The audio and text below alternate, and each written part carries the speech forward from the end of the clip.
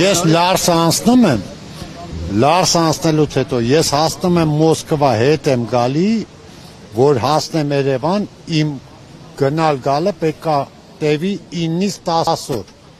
բայց որից 11 օրը ես անցկացնում եմ Վլադիկավկազ հերթի մեջ։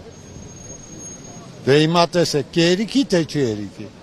Այսինքն հերթնել են հաշվում։ Այդ հերթնել են հաշվում։ Ես գալիս եմ հերթը գրանցվում եմ, իրանք պետք է այդ գրանցումից չհաշվեն, այդ հերթը։ Գրանցվում ես դաշտի մեջ կայնում ես։ Հա, հաշվում են այդ հետը, գալիս է դուց է գալի։ Հիմա ուղիղ 90 օր է։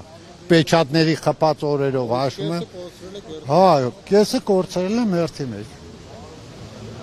Իսկ եթե օրինակ փոխեն այնպես, որ հերթում սպասելը չհաշվի, այդպես համաձայն կլինեք, թե ոչ։ Հերթը եթե չհաշվեն, սաղինն է կերիկի, հա, ինչ կա։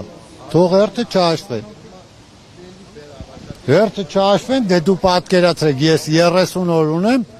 կարամ մինչև հունվար 2 ռեսել անեմ, նրանից հետո տարին փոխվում է, նորից քու այդ 90-ը նորից շարունակվում է։